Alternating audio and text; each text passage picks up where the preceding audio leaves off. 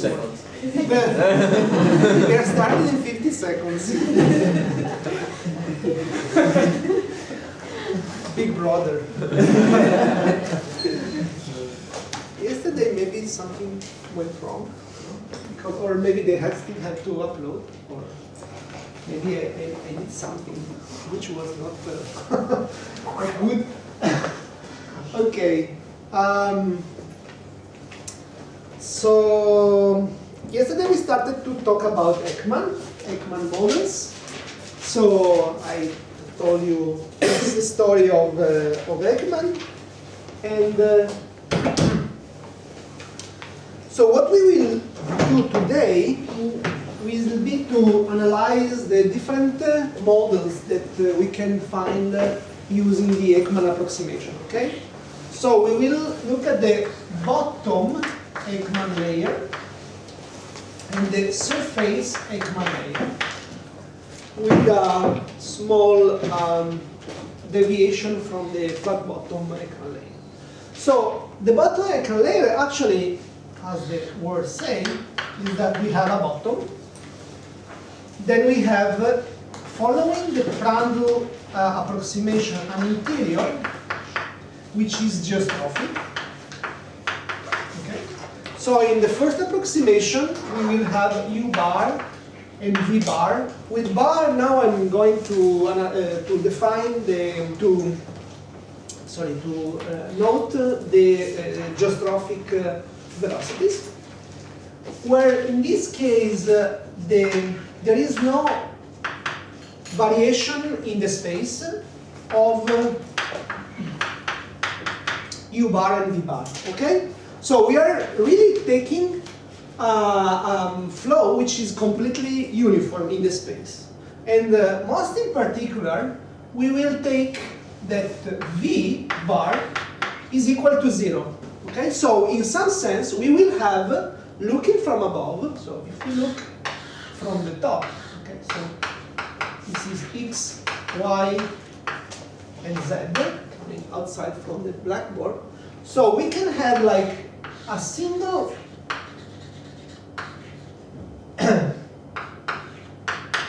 vector UV, U bar, V bar, for geostrophic flow, which is constant everywhere in the space. Okay, and since we are even more we want something simpler.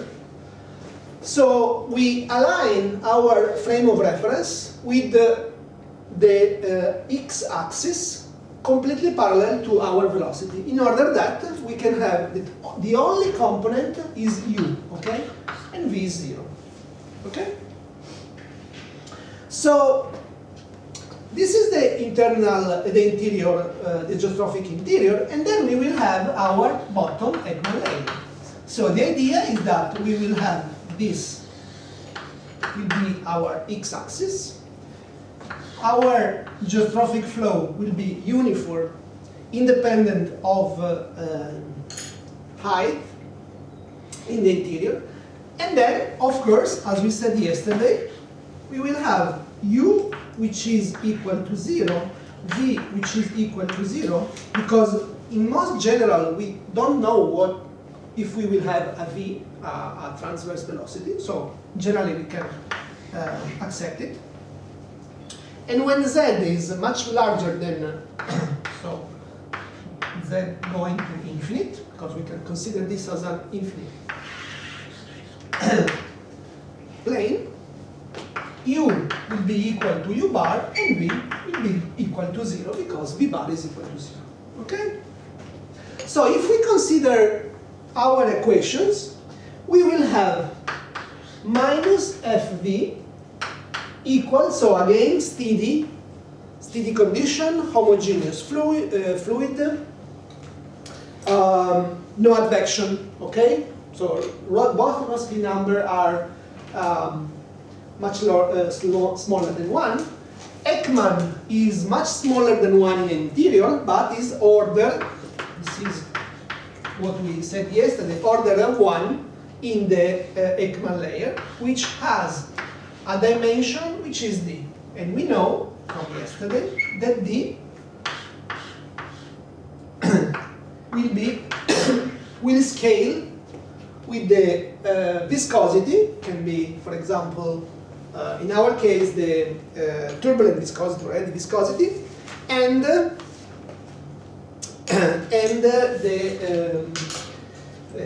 background rotation. So as yesterday, we can look about this one and say, okay, if omega is equal to 0, okay, what happened? It happened that if omega is equal to 0, D tends to infinite. Okay? So it means that if we do not have any kind of rotation, our Ekman layer will include all the entire depth of the flow. But what happens if we stop completely? Okay, so if we look at the fluid dynamics, in fluid dynamics we have that usually we use a letter delta is proportional to the square root of x. Okay? So when we are in fluid dynamics, if this is a sort of boundary and we have a velocity coming from here, the boundary layer will be something like this one. Okay? So if you studied, if any of you studied something like aerodynamics or a little bit of the airfoil, you will know that the fluid dynamic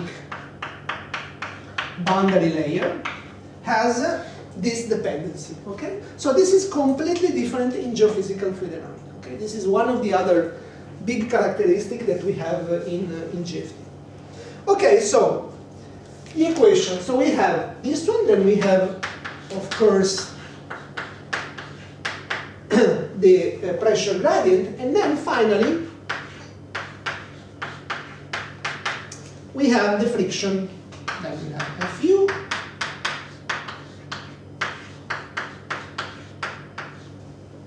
plus U, the friction over the V, and then we have 0 equal to minus 1 over rho 0, the P, the Z, and finally the continued equation. Okay? Okay, so if we are far from the boundary, what happens? If we are far from the boundary, Ekman is much smaller than 1, so these two terms can be neglected. And also, we can have that that V comes equal to 0. So, far from the boundary, we can write it here. So, in the interior, we will have that V will be equal to 0. And we will have that this will be 1 over rho 0 D. And then I will put also a bar over the P. Okay? Because we can also say that here we have P from the geostrophic flow. Okay? The second term, the second equation, momentum equation, tells us that we have F U bar, because far from the boundary U is equal to U bar, which is equal to minus 1 over rho 0, the P bar dy. Okay? So actually, since P is independent by Z, we can use these two definitions of the gradient of pressure and put inside here. Okay? Because this is the equations that we want to solve close to the boundary. So what we will have will be that the P over the X, which is this one because P does not depend on Z, is simply 0. And the P over the Y is simply equal to Fu bar.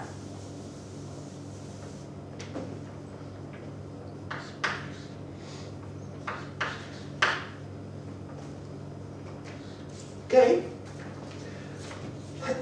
So this means that we can just bring this on the left-hand side, and so we will have F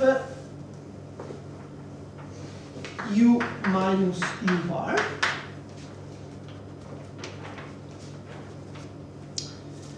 And so we have two equations at the second order for u and v.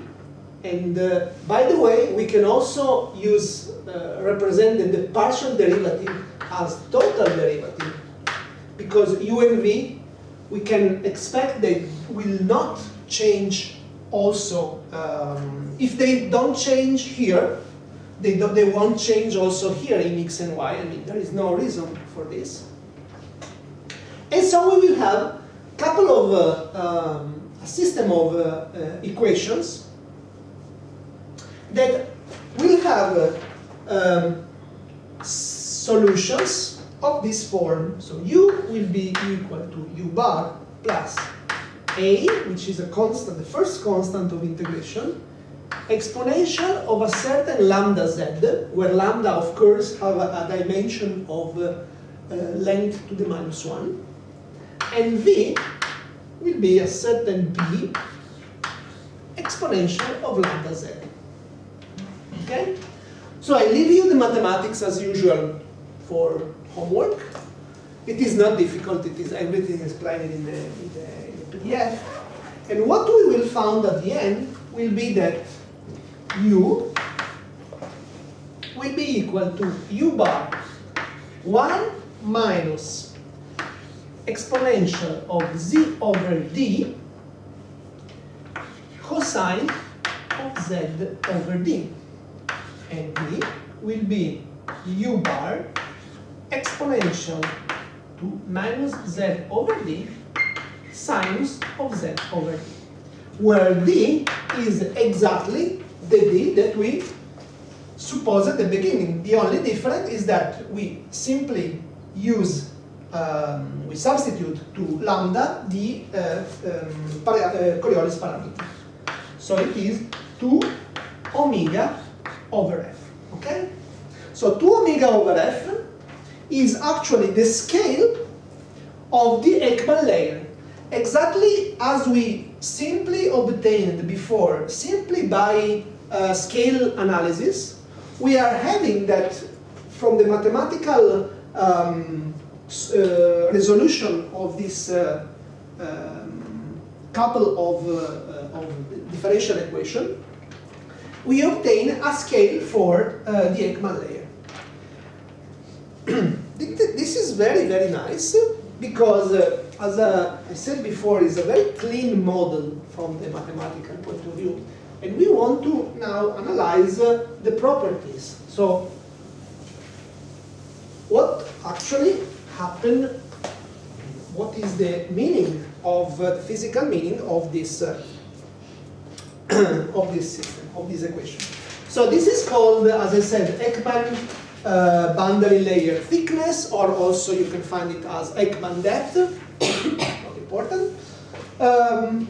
So basically, if I am at z order of d, so more or less here, the idea is that we have to pass in a very thin layer, because you remember that d is much smaller than h, okay, than capital H. So we want to pass from here to here with a certain function, which is described by u and v. So first of all, we can say that we obtain a transversal velocity. So even if in the interior the velocity v along the y direction is 0, because we aligned the geostrophic flow with the x-axis, in the boundary Ekman layer actually there is a transverse direction. Okay, so this is only produced by the fact that it is rotating. So the system we are studying is rotating. Okay, so if z is order of d, apart from the cosine and sine term, which, as you know, can be plus or minus 1. So we can say that u will be about 1 minus e to the minus 1. Okay? So u bar 1 minus e to the minus 1. E to the minus 1 is how much? Mathematician. Mathematician, I want the mathematician. 0.3. Okay, yeah. So this is about 0.3, so this is about 2/3 of U bar. And V will be U bar E with the -1, which is about U bar over 3, more or less. If you have a Z over order 10 times D, okay, so we are quite far.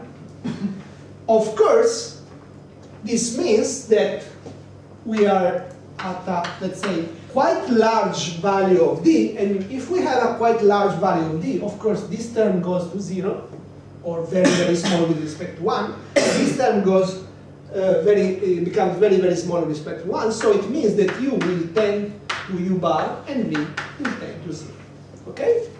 So, it's very nice. We were able to reconstruct our hypothesis, but what happens if we take a Z much smaller than D, okay? And in particular, we are going towards the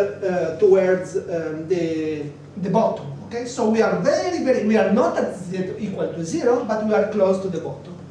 So when Z is much smaller than D, we can use Taylor expansion, okay? So when it means that Z over D is much smaller than 1. So it means that e to the minus Z over D will be like 1 minus Z over D. The cosine of Z over D will be order of 1 when angles are very small. And the sine of Z over D will be order of Z over D. Okay? These are the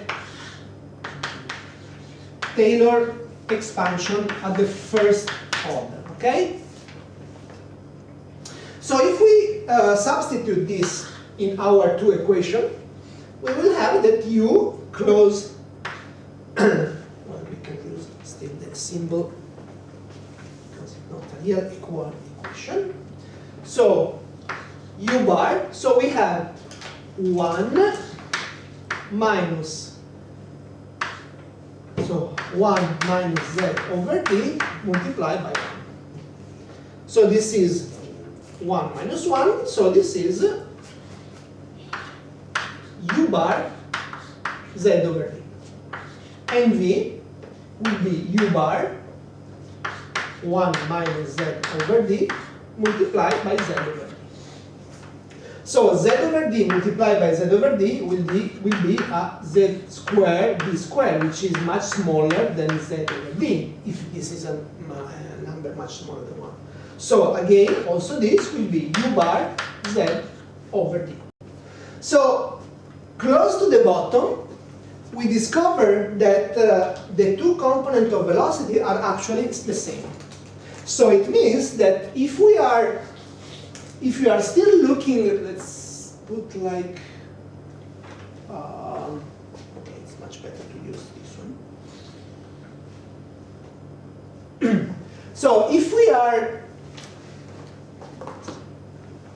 still considering these examples for the northern hemisphere, so if this is the geostrophic velocity, okay, U bar, completely aligned to U, we are looking very close. So this is a polar representation, okay? So it means that I am explaining not the value of U according to a position, but the value of U and V according to the depth, which is represented like Z over D, okay? So when practically the point, each point has a component, horizontal component, which is the horizontal component U, and a vertical component, which is the vertical component V, okay? So if I am very, very close to 0, of course at 0, U and V are equal to 0, okay? Close to 0, U and V are quite the same.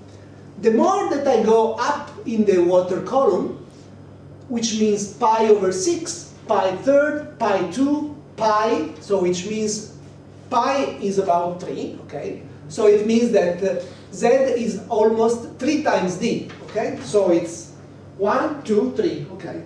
Close to the internal.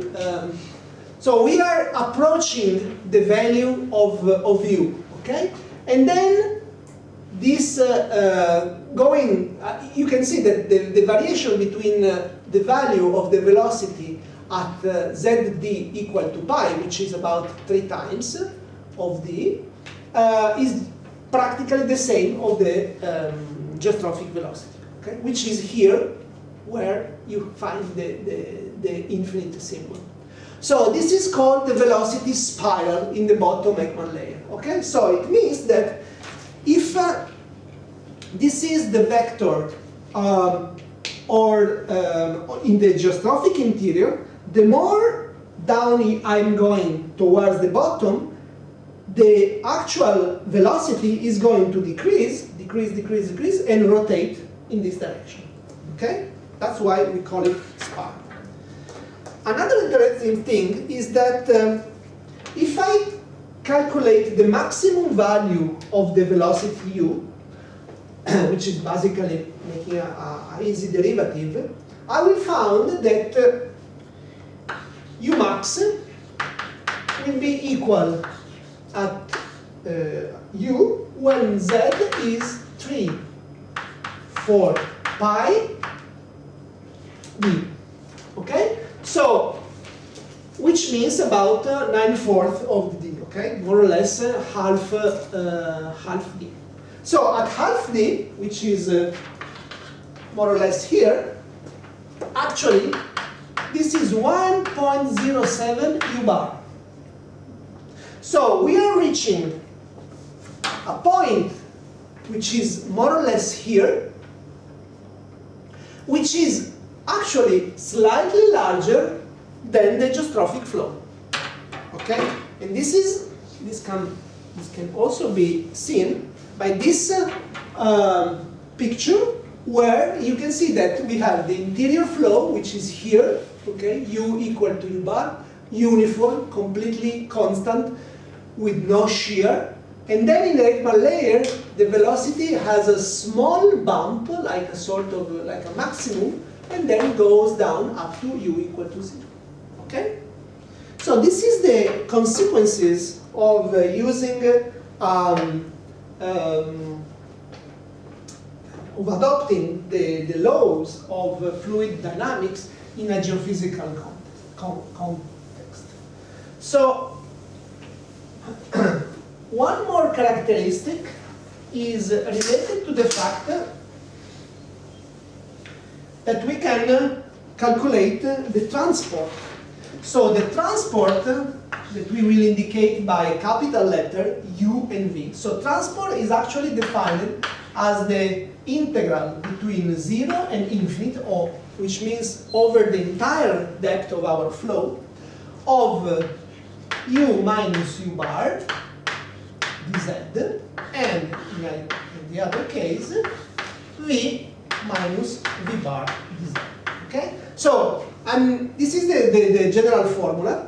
So I'm going to consider the effect only of the Ekman layer, okay? Because I'm going to subtract the mean value of the geostrophy, and from my from the expression of U and V, I'm going to extract only the effect on the transport. So which practically tells you how much mass is transported by the flow, okay?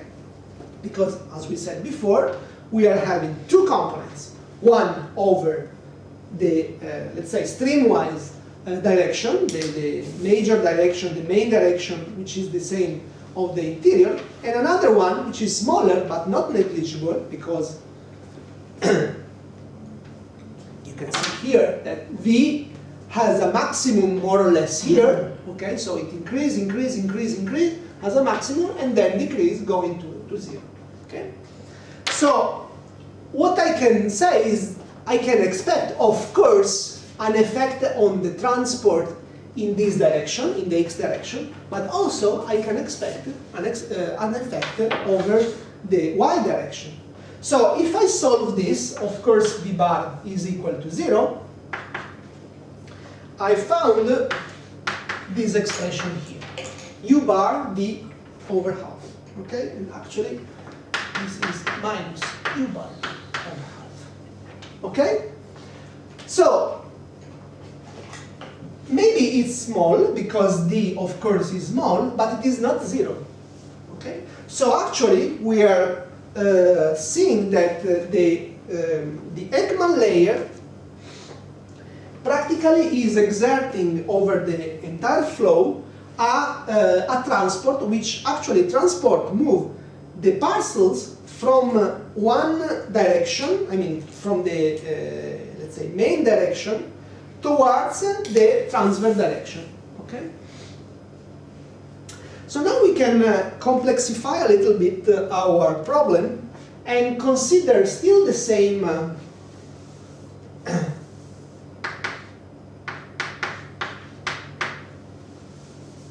the same equation as before. The only difference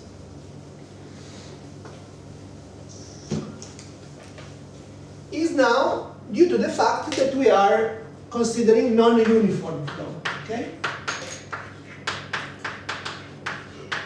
So we may allow that there can be a variation in the geostrophic flow, okay?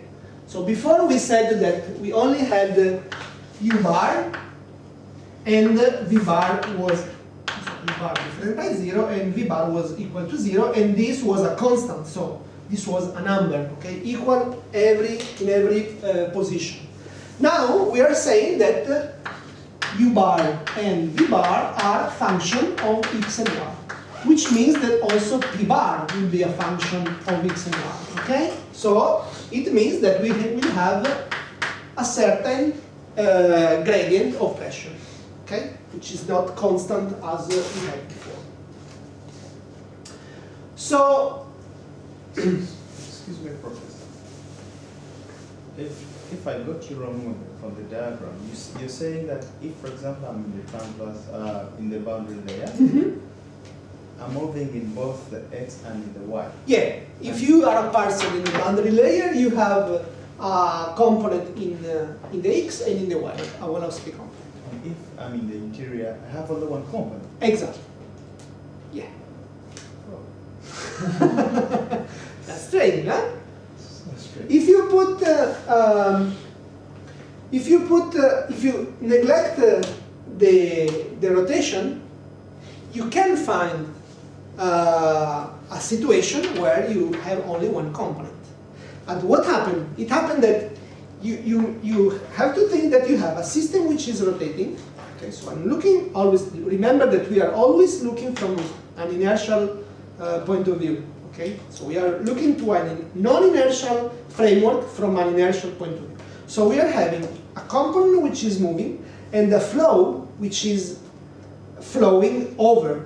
So of course, if this flow, if we have a geostrophic flow, we said yesterday and the day before that we have an effect on the flow. Okay, so we are going, if we have a pressure gradient, we are starting to have clockwise or anti-clockwise motion. Okay, and when this movement, which is rotating actually together with the system, is approaching to the boundary layer, thanks to the friction, is going to have also an effect which bends actually the flow in one or the other direction according to the hemisphere, so according to the value of f. Okay. So here, even more interesting. So we have this one again, exactly the same equation. The only difference is that now we will have f minus fv minus v bar, which is equal to minus 1 rho 0 dx, and fu minus u bar, which is 1 rho 0 dp the y epsilon. Okay, so we do not have no longer these two. So it's quite similar, but we have a little bit more, let's say, symmetry between the two equations, and a little bit more complexification. Okay, so this is much more general. Of course, also is more close to the reality.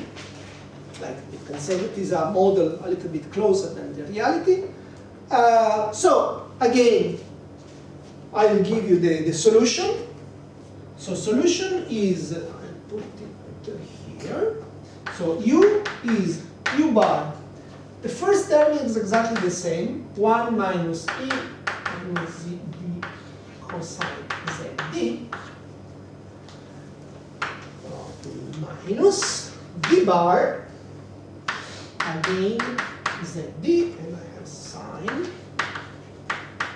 Z over D, V equal to U bar, so the same ZD sine Z over D plus V bar 1 minus ZD cosine Z over D. Okay? So these are the two new solutions. You can see very easily that if you take V bar equal to 0, this part and this part goes to 0, and so we come back to the first solution. Okay? So now it is even more interesting to calculate the transport. And what we found is that the the X transport is similar to what we had before, practically the same with the fact that we have V bar more than before. Okay? Of course, again, if you put V bar equal to 0, we have the same solution as before. Good. Well, one question that we can do is, okay, this transport is not necessarily parallel to the interior. It is not. Before, we had a transport which, in the case of the U, was completely parallel to this one, okay? And moreover, we had a flow which had two components, okay, different from 0. So we can ask and calculate the divergence of the transport. So which is the total result, the total effect of having a transport like this on our flow. So applying the X derivative to U and the Y derivative to V means practically to consider the derivation of these two integrals, okay? So it will mean 0 infinite, so we will have the X U minus U bar plus the Y V minus V bar dz. Okay? So we can also use directly the solution because we already have it, so without losing a lot of time making the derivation of this, and find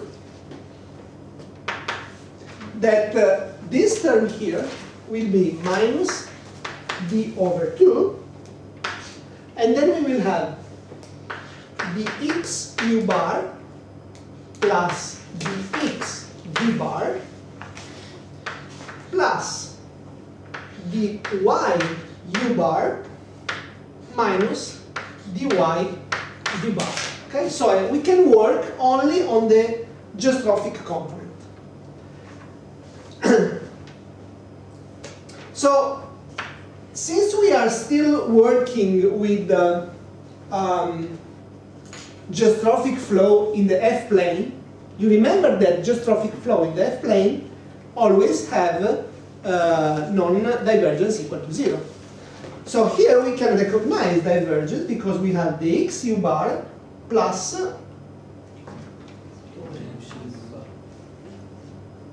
no, it's u.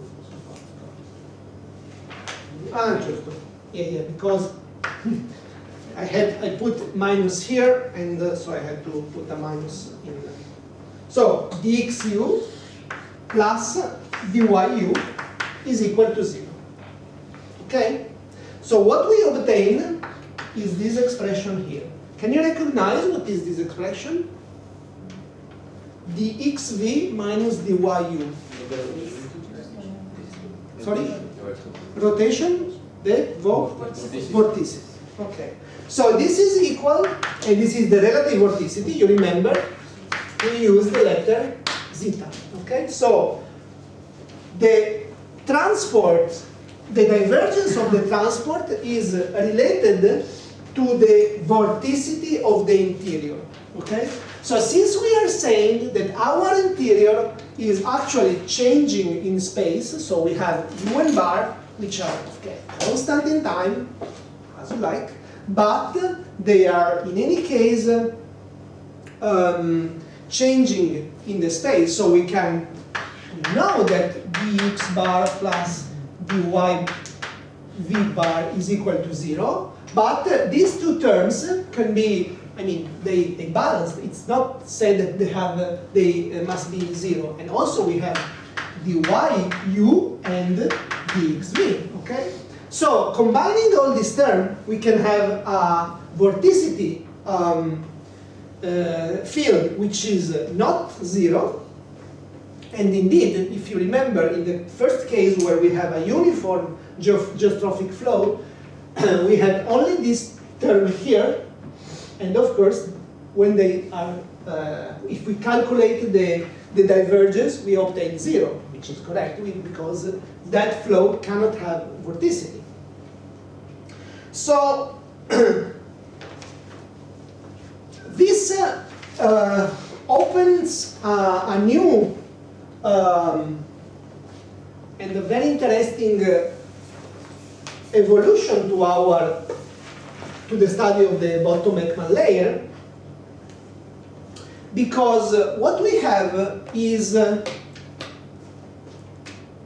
that in the case that we have a clockwise, like here, vorticity, we can have, so if the clockwise vorticity, this is negative, okay? If it is negative, this is positive, so it means that we have divergence, okay? So clockwise vorticity in the interior means divergence in the bottom Ekman layer.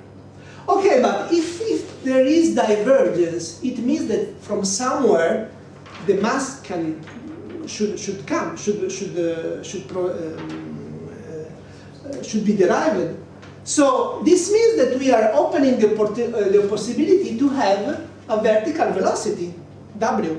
So a vertical velocity that we can find, so we can say that does exist a vertical velocity in the interior flow which is not 0. Don't forget that we said that the non-divergence of the geostrophic flow in the F-plane is related to the fact that we have a variation in the vertical velocity in the vertical, which is 0. And we said last time that we have said, okay, if we have a solid boundary, velocity is constantly 0, okay? And so we have any kind of movement in the vertical. Now we are exploring a new field because we are considering actually a boundary layer. So we are considering that in a very, very thin layer, the velocity, the horizontal velocity, the horizontal velocity actually goes to 0, and so we can say that, okay, we can relax a little bit the fact that velocity, the vertical velocity is of course equal to 0 at the boundary, but we can have a point in our system where we pass from a vertical velocity equal to 0 to a vertical velocity which is not equal to 0. Okay? So there should be a point where this expression here is no longer valid, which is within the Ekman layer. So within the Ekman layer, we can move. So this is the interior. And here, of course, we have no vertical velocity. Here, vertical velocity start to be different from 0. And from here on, we will have a vertical velocity, W bar, which is constant. Okay? So can we find this? Of course, we can practically integrate the continuity equation.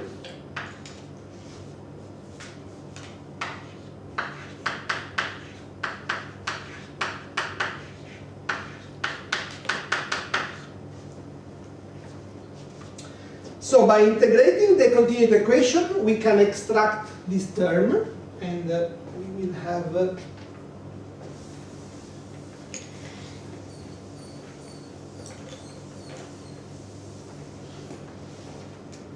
right here.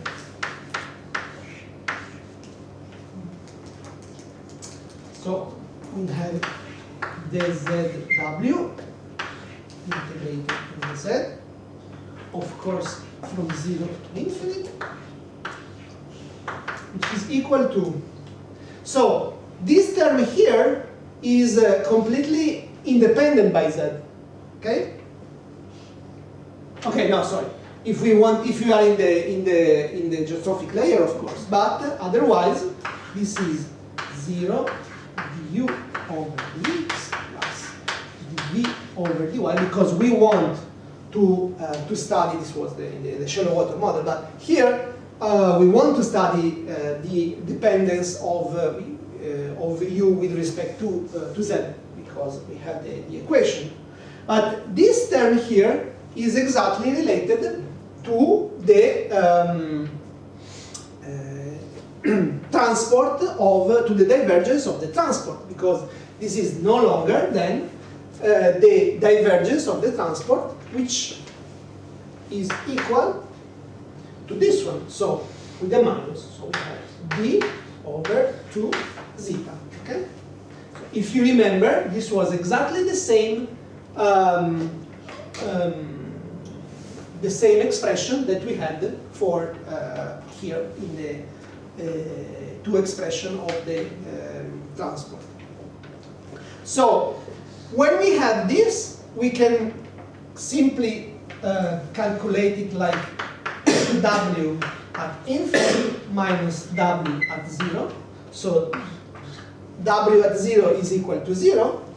So we have w bar, which is exactly equal to d half multiplied by the vorticity in the geostrophic interior. So it means that when we have divergence, like here, when we have the divergence, like here, this term is positive. Okay, so with divergence we have vertical velocity. Yes, it's equal to it's correct. Okay. When this is not, sorry, when this is positive, this is positive, so it means is anti-clockwise. Okay? So anti-clockwise means vertical velocity positive. Anti-clockwise means convergence, right? Clockwise means that this is negative, so with the minus this is positive, and we have convergence. And when this is clockwise, like here, we have that the vertical velocity is negative. Okay, so it's a little bit puzzling. Okay, So this expression here, we can also write it by this using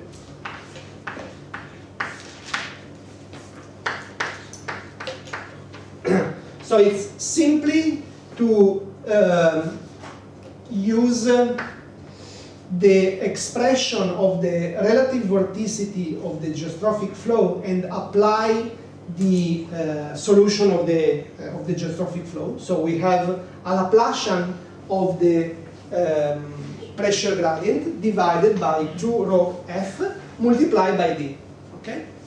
So actually the vertical vorticity, which is called Ekman pumping, is proportional to the Ekman layer. Okay? So, which means that since d is much smaller, is very, very small, we can say that the vertical velocity is also very weak. Okay? So, even if we have a very weak vertical velocity, in any case, it is not equal to 0 and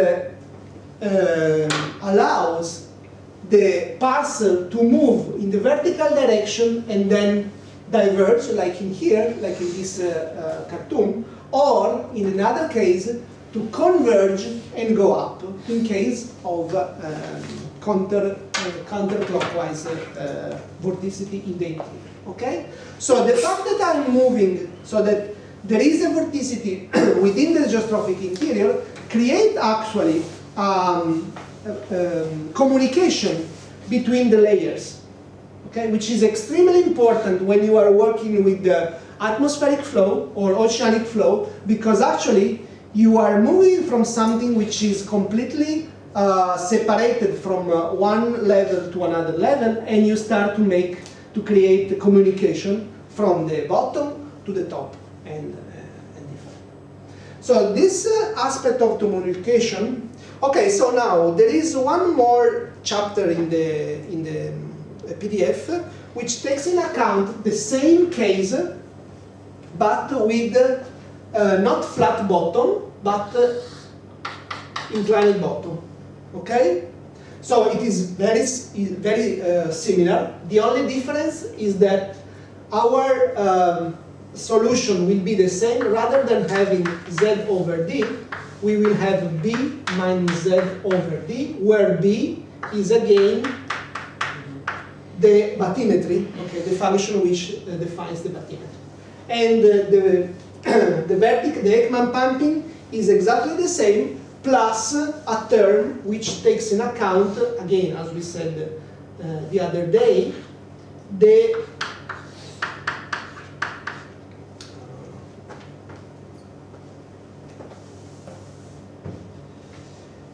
u dx b plus b d over b. Okay? So the Ekman pumping in the case of irregular bottom will have this term here, like in the case of flat bottom, plus this term here, okay, which takes in account that there is a bathymetry. Okay? Of course, if b is equal to 0, you come back to the other case. No worry, I won't ask you this for the exam, so you can write. It's very fast, and you can just read, but it's not important to just know these two things. So all the solution are the same, just changing this, and the Ekman pumping has this term more. Okay, what happens if we reverse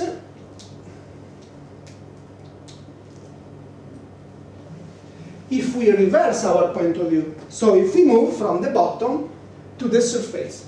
Of course, the bottom Ekman layer is valid both in the ocean and in the atmosphere. So if we are considering a geostrophic flow, which is an oceanic flow, we are looking to the bottom Ekman layer on the ocean bottom. If you are considering an atmospheric flow, which is geostrophic, we are looking at the flow at the bottom Ekman layer over the ground. Now we are considering the surface Ekman layer, which historically was the first to be solved by Ekman because it was stimulated by his professor Nansen, as I told you yesterday. So the interior is below, no more above. We have again U bar and V bar. Then we have the surface of the water and the wind stress blowing on the surface. Okay? So what we can expect here is that again we will have the definition of an Ekman layer, which will have a distance scale d, and then we will have that the velocity will pass no longer from 0 to the interior value of the interior flow, but from the value which is related to the wind stress to the interior flow. Okay? So the equations are exactly the same. Of course, what change is the definition of the boundary condition. Because now we will have that the boundary condition when z goes to minus infinite will be that u is equal to u bar and v is equal to v bar. Okay? We are going down. But when z is equal to 0, we have a boundary condition which must cope with the presence of the wind stress. So we have that rho 0 nu du dx, the z, sorry, is equal to tau x, where tau x is the wind stress, the component along x, and tau rho 0 mu the v, the z, is equal to tau y. Okay? So this is a boundary condition which takes in account the variation in the vertical of the two velocity components. And actually, our wind stress here is a parameter of our problem, and has the two components tau x and tau y. Okay? So the variation of the velocity u and v is practically proportional to the wind stress. This is nothing more than considering the stress tensor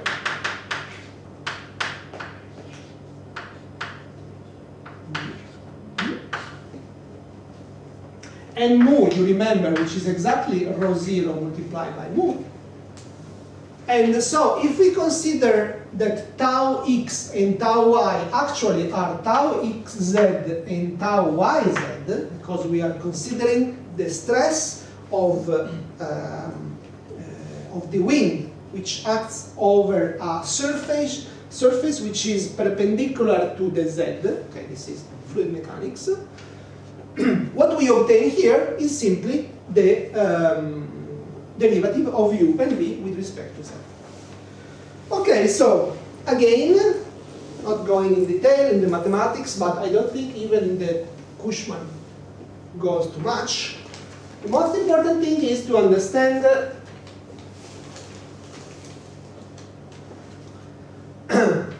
how the solutions are defined. So u is equal again to u bar and v bar, and then there is a very long expression which is proportional to rho 0 FD multiplied by a factor of square root of 2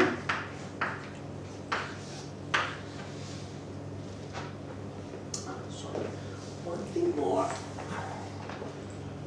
So we have E z over d, z over d, and then we have weights cosine of z over d 4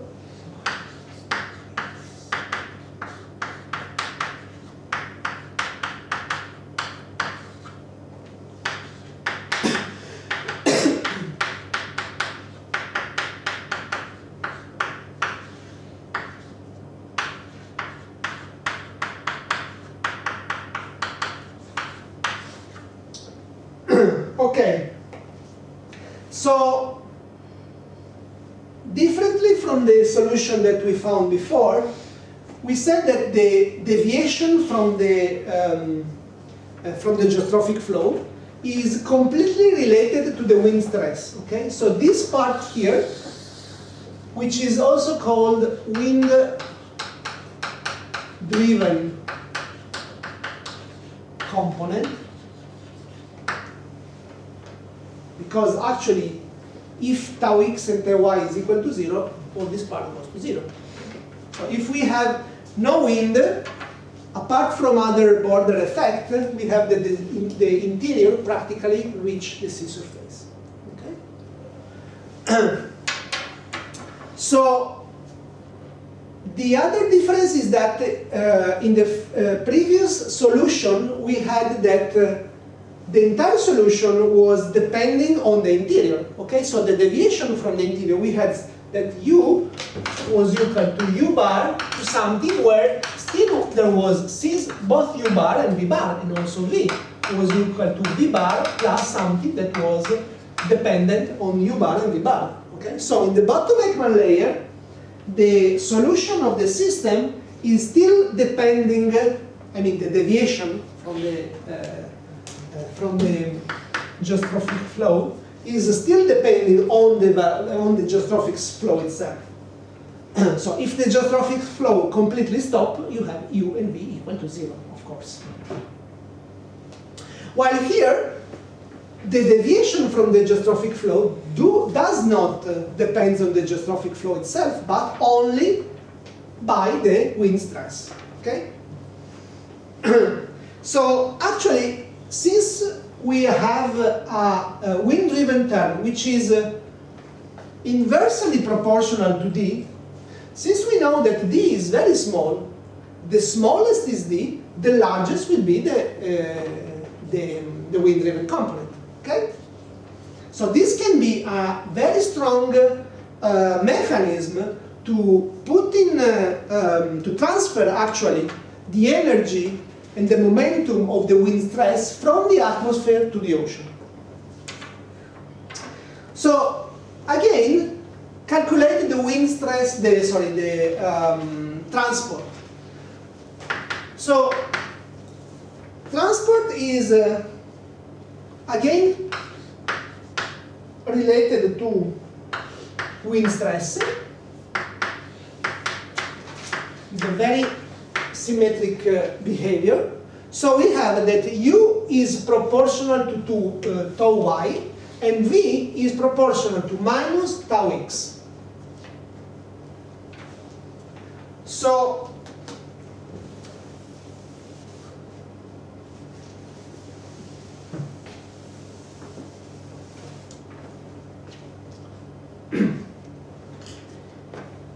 the question is the transport in the Ekman layer, which has component u and v, how is with respect to the wind stress?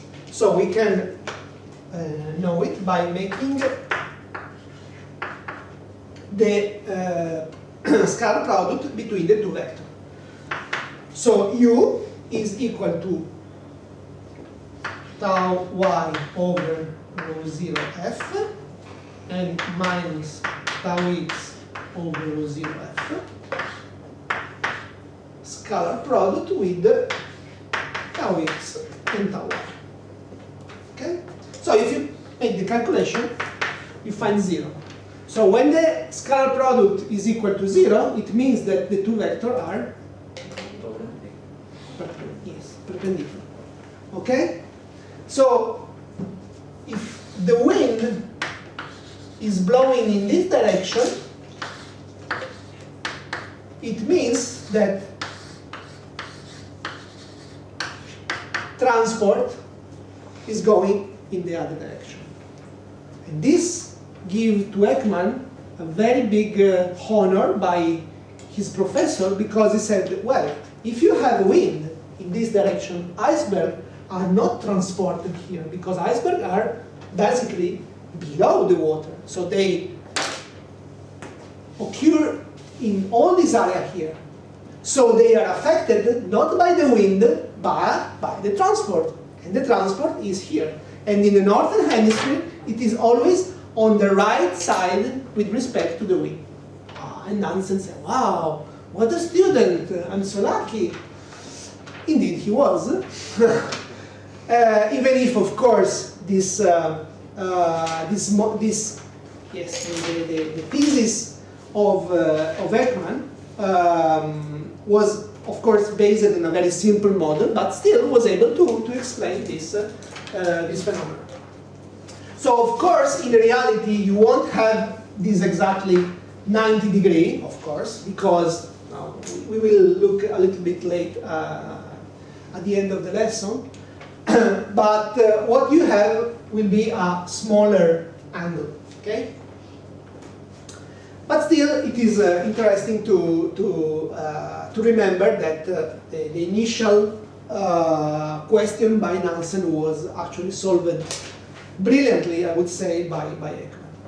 Okay, so another interesting thing is to look at the value of the velocity at the surface. So before we saw the velocity close to the bottom. Now we want to say, okay, if the wind is blowing in this direction, the transport is going in this direction, how will be the velocity of this at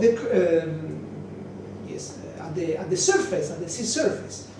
So to do like this, we can simply calculate u at z equal to 0 and v at z equal to 0. And you will see that when you do this, you will have a part of the two values of the geostrophic flow. This will go to 0, and all this term here will go to 0. Okay, so you only remain with something which is cosine of pi 4, sine of pi 4, and so on. Okay, and actually, if you do the maths a little bit more in detail, you will have that, you know, that cosine and sine have always this this value, which is plus or minus if it is negative or positive. But what we have is that when we will at the end, u0, I call it u0 as the surface current, will be proportional to tau x plus tau y in the x component and minus tau x plus tau y. Okay? Because the cosine is positive of minus pi 4, the sine of minus pi 4 is negative, this is negative again, and this is positive. Okay? So when we do again, we want to represent we want to understand what is the angle between u0 and tau. We just make the ratio between the two vectors and actually the modules of the two vectors. Okay? And we will find practically that we will obtain 45 degrees. Okay? So, making all the maths very properly, you will find all the this value here actually, and so 45. So it means that this is actually going like this. So exactly as we had for the bottom Ekman layer, we will have a new Ekman spiral where we will have the wind in this direction, the Ekman transport at 90 degrees, the surface current in this direction, and then going down in that, we will have that according to the behavior of this wind-driven component, we will have again a rotation of the current, which will be always at the right side with respect to the wind in the northern hemisphere. Okay, the reverse hold for the southern hemisphere. So, one thing, the last interesting aspect is related to the fact that, again, we want to understand what is the divergence of the transport. So divergence of the transport will be again the u, the x plus the v, the y.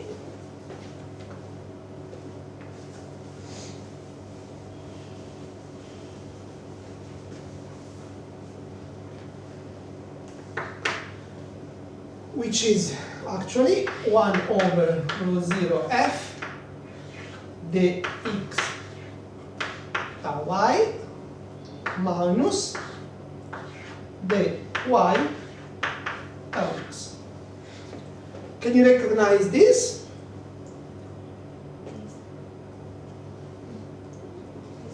They don't hear you. The vorticity. Okay? So this is actually the z component again of the wind strength, or also called the curve of wind. Okay?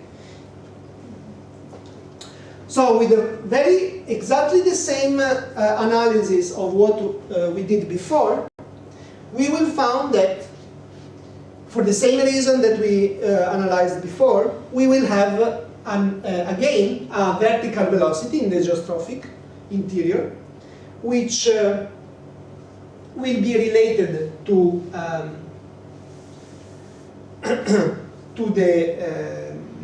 not to the vorticity of the flow, but to the vorticity of the wind. And so, since this term here always is equal to minus over minus of the vertical velocity, so we will have that actually this will be equal to W, which is equal to this one. Okay. Because now, don't forget that now we are integrating between minus infinite to 0 of dz v in dz. Okay? So we will have 0 minus W bar. That's why the minus will disappear. Okay? So we will have a vertical velocity which has the same sign of the divergence of the transport and same sign of the curve of the wind. So when we have a clockwise curve of the wind, okay, so something which is related, for example, on a high pressure gradient, okay, over the ocean, we will have that the clockwise is related to a negative curve of the wind, so we will have a negative vertical velocity, and so a convergence of the flow in the boundary layer. On the other side, when we have an anti-clockwise curve of the wind, we will have, which is positive, we will have a positive vertical velocity and divergence in the Ekman layer, in the surface Ekman layer. So this mechanism, which again is called Ekman pumping, is usually represented in these two effects, which are called upwelling and downwelling. Okay? So upwelling is very common when you have, for example, in our area, in over the whole Adriatic Sea. Actually, when you have the Bora wind, which is very dry and very cold, flows practically perpendicular to the coast, it is like you are looking to only one of these two arrows, and in this case you have the if you think about to the layout of the problem, you will have that the wind will move the flow far from the coast, will recall cold water from the bottom, and thanks to the Coriolis dynamics, we will have an upwelling, okay? So upwelling is, for example, you have upwelling also on all the South American coast, okay? When you have El Nino, for example, and upwelling is extremely important when you talk about fish, okay? It's more or less about dinner time. So in the Mediterranean, for example, we have that the northwestern Mediterranean Sea is an area of upwelling and high productivity due to Ekman pumping. So Ekman pumping is actually acting on this area and also on this area here. This is a different, okay? So the area that you can see here close to the western part of the Adriatic Sea, here in this area, and here, these are related to the discharge of material from a river. So this is actually a picture taken from satellite of the color of the water. Okay, so color of the water is a proxy for chlorophyll. Okay, so we can say that if the satellites are not able to measure chlorophyll, okay, they are able to derive a quantity, an estimate of chlorophyll, which is a pigment of phytoplankton, which is related to the production of phytoplankton. So if you have a production of phytoplankton, phytoplankton is practically the trees of the ocean, leaves of the ocean, and if you have phytoplankton, you have the zooplankton, which are small animals which eat the phytoplankton, and the small fishes eat the zooplankton, and the big fishes eat the small fishes, and the bigger fishes eat and so on. And we are at the top, and we eat the big fish, also the small. If you like, Salon is very good in this area. Okay, so most of the Mediterranean is in like blue, which means that there is not so much chlorophyll. So we call it this oligotrophic. Okay, so very poor production of life, if you like, and therefore of fish. Of course, you can have this area here and close to the river. Why close to the river? Because the river are going to discharge all the chemical produced by farmers, for example, all the chemical produced by people, of course. And especially here where you have people like, I don't know how many inhabitants are close to the Nile. Maybe Alexandria has like 20 million of people.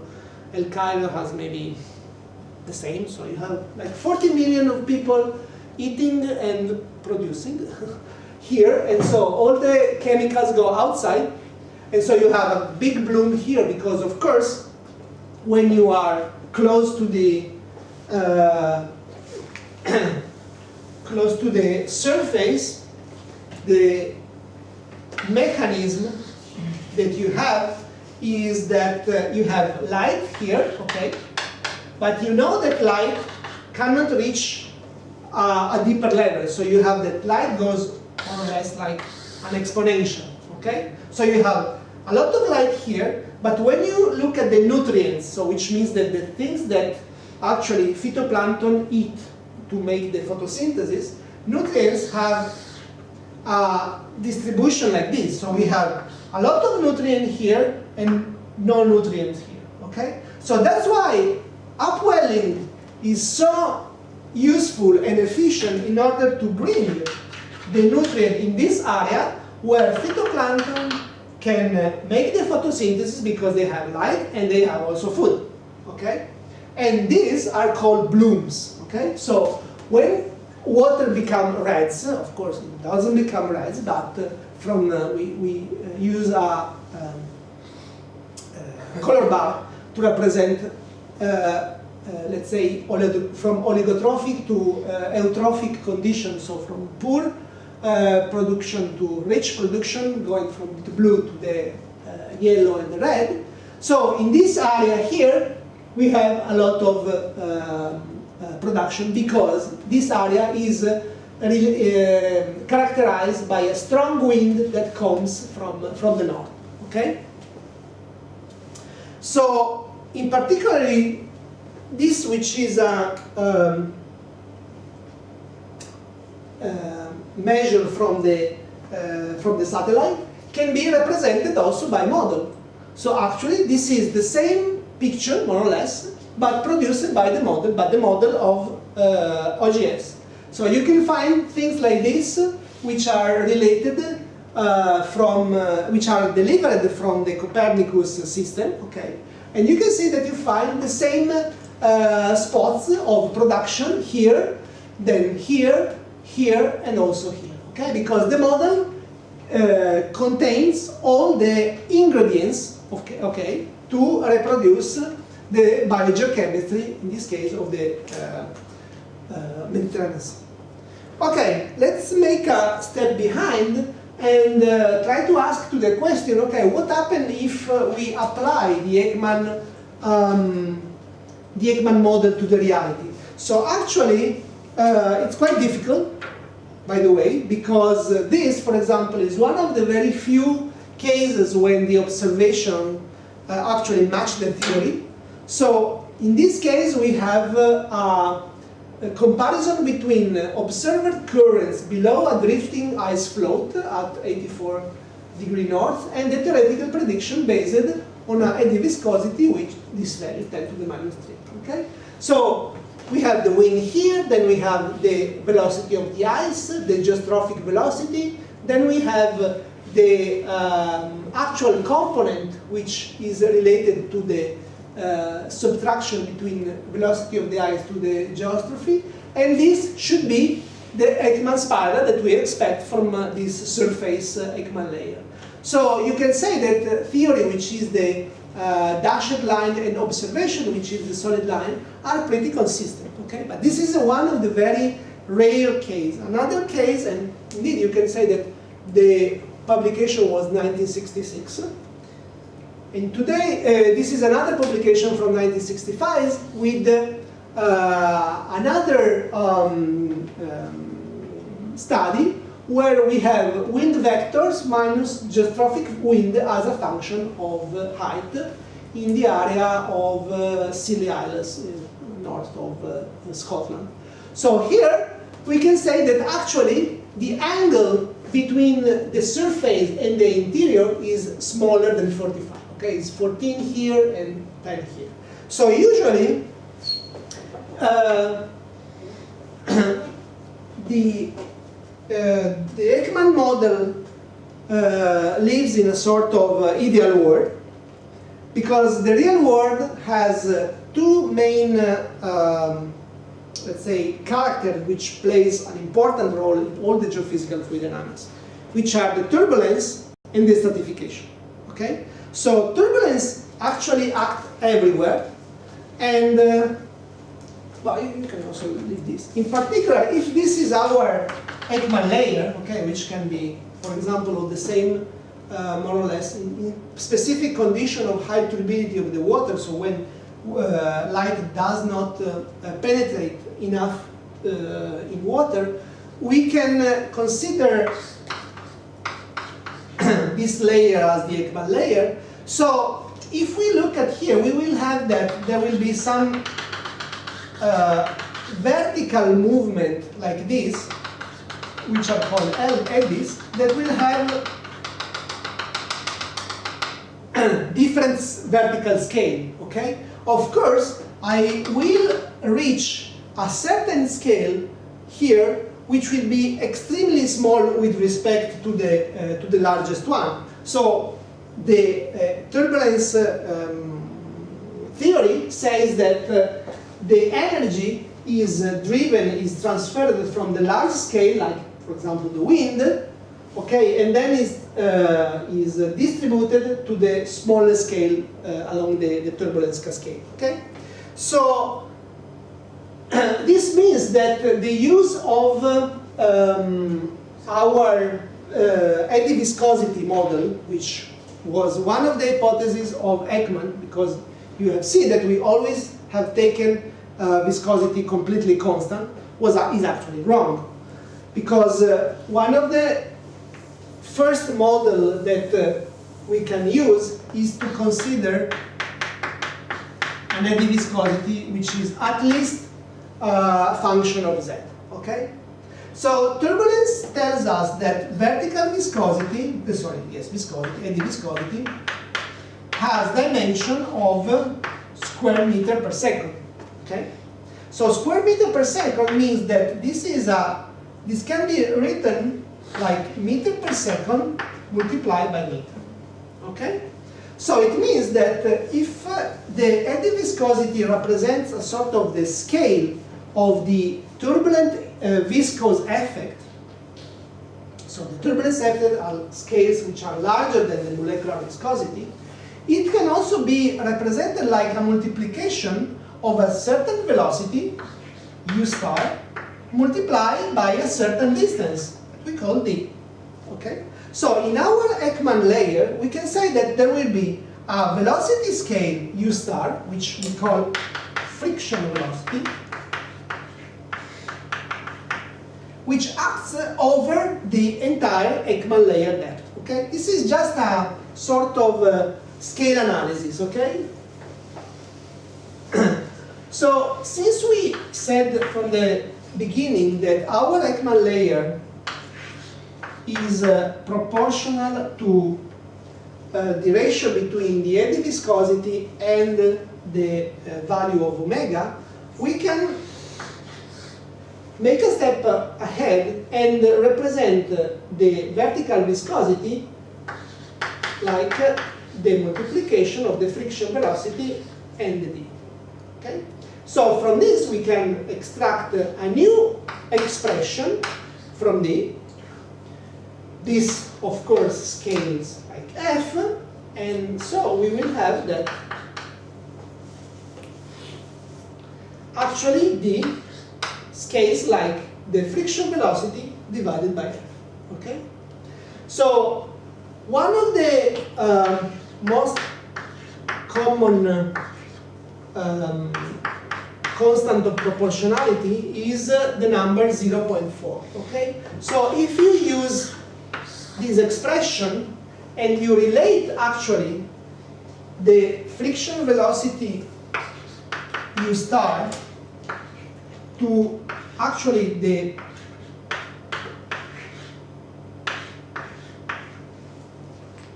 ratio between the square root of the modulus of the wind stress and the density, you can have a new estimate for your boundary layer depth. Okay? So this is a little bit more far from the geophysical fluid dynamics, let's say, realm, where we wanted to stay in a sort of ideal world. And but still is useful to have an idea of how the real geophysical flow behaves in problems, in systems like those related to the Ekman layer. So the results is that, as I said, the angle is smaller than 45. Turbulence then tends to also make the transfer of information between the layer, the vertical layer, a little bit more efficient. The other important actor that plays an important role in GFD and in all the geophysical flows is the stratification. Okay, so stratification, when we start to look at, well, it will be subject of the next week, and stratification actually tends to sort of suppress all the turbulence. Okay, so there is a big fight against the turbulence. The turbulence scope, the turbulence goal is that one to homogenize the fluid. Okay, if you have a stratified fluid, turbulence will go to disturb the stratification, to erode the stratification, in order to make the properties that can be velocity or temperature homogeneous. Okay, stratification will do exactly the same. Will try to keep as much as possible the stratification, and if it will depend if the velocity shear, which is the one which gives rise to turbulence is stronger than stratification, stratification will be eroded. Otherwise, stratification will act to suppress turbulence. And this will be something that we will see in the next session. So the expression like this will be much more complexified by and will become actually a function not just of U star but also of n. So with the letter capital N, we will define a frequency which is called the Brunt-Weisel frequency, which actually is a description of the stratification field. Okay, so we will see in the next week. Okay, so I just want to, as I did yesterday, I just want to make a sort of hint to the lesson of Monday. So, in order to complete the analysis of the rotation effect for the geophysical fluid dynamics, we want also to try to consider something, to consider the equation, to simplify the equation, but we want to take, to keep the variation in time and to neglect the advection, okay? So this goes under the hypothesis of linearization. So we used to, we can also look at here. So if you remember, yes, the shallow water model, okay? So shallow water model is the starting point. Shallow water model has a variation of t, of the velocity and the h with respect to t, then has advection terms, Coriolis term, and then the pressure gradient, okay? So for the geostrophic flow, we just completely neglected this one and worked on this one. With the Ekman layer, we added the friction. So if we consider now something which just linearize this equation, okay? So what does it mean, linearize? Linearize means that you do not have any kind of second order terms. So the only second order that we have here is this one, okay? Is the one related to advection. So we will remain with this term here, with the Coriolis term here and this, and we also neglect the friction in this case. And if we think about a problem like that, we will have that we will expect that our solution will take the form of waves, okay? So waves will be supported by envisaged, homogeneous, again, so no stratification, fluid in rotation, which comes from the simplification of the GFD equation in the linearization. So as we said, the Coriolis terms are linear, so we don't need to simplify.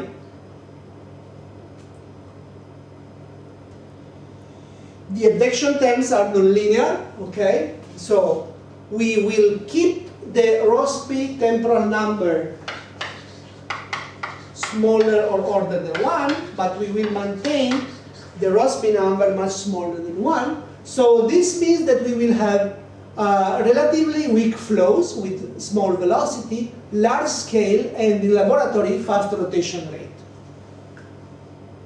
So the local time rate of vorticity change is linear. So as I said, the Rossby temporal number is equal to 1, is order 1.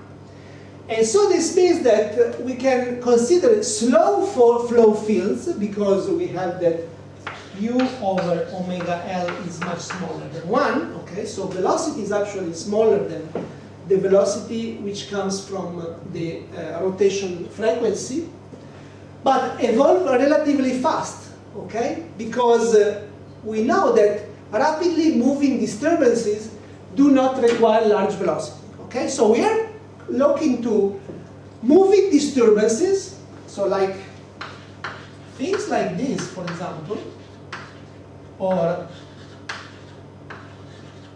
like this on the horizontal plane, where this is the velocity u, but they are moving at a velocity which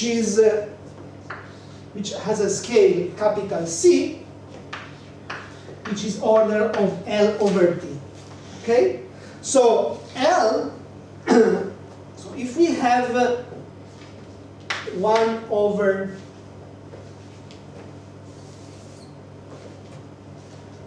omega t, which is the radius, the Rossby temporal number, which is order of 1, this means that 1 over t is order of omega.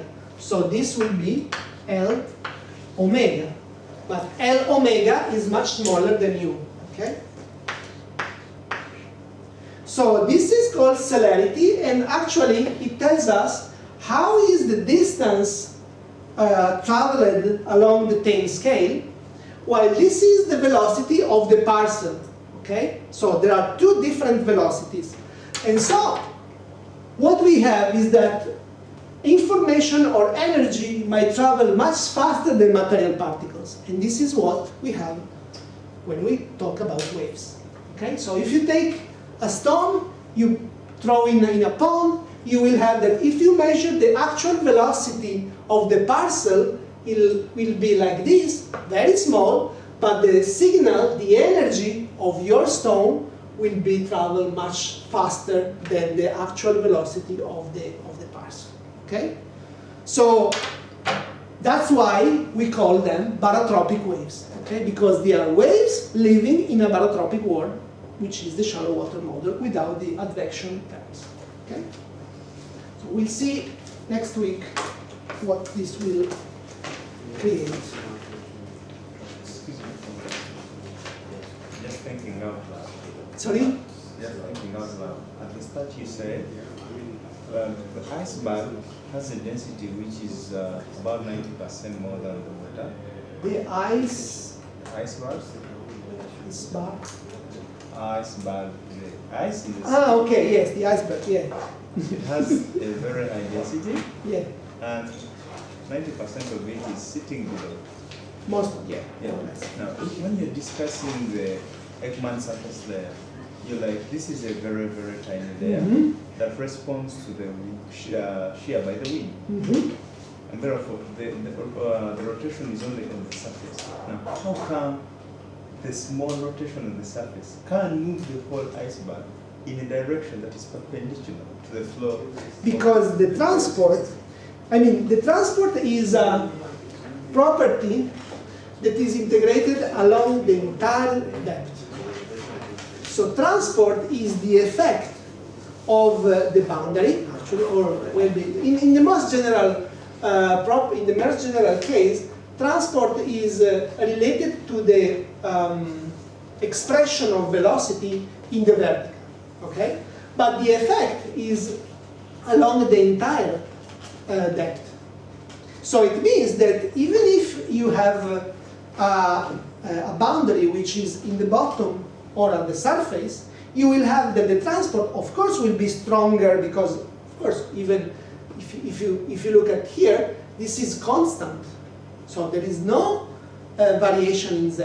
The transport that you have in the boundary layer is the same in the entire depth. And also, if you remember, in the bottom Ekman layer, the transport and the divergence is completely related to the geostrophic flow, because in the bottom Ekman layer, it was U bar multiplied by D divided by 2. So it's a constant. So it's a sort of integral property. Okay? So the transport is the same at any vertical level. So when you have something which is below the water, the only effect, the consequence of having a surface wind stress is to create a transport which is, in the ideal case, perpendicular to that. And this is acting all the entire depth. That's why it moved the iceberg on at 90 degrees with respect to the wind. Okay? Now, for example, if for example you look at a river whose flow is Little laminar. Is a river a problem that we can solve with GFD? No, but. No. No. Stop. This is something that relates, as I said at the beginning, with very, very big hypotheses. So rivers actually doesn't feel Coriolis. You can describe a river completely forgetting Coriolis force because the distances are too small. So maybe you can find, if you have big channels, maybe you can find, we'll see. But actually a river is, doesn't feel the rotation. Or maybe it feels, but the effects are very, very small and completely covered by all the effects related, for example, to the exchange between the salty water, salty seawater, or the wind, or the erosion. So it's very localized. That is environmental fluid dynamics. It's another branch. This is geophysical fluid dynamics. Okay? But it's good. It's good to. So Yeah. rivers. Oh, sorry.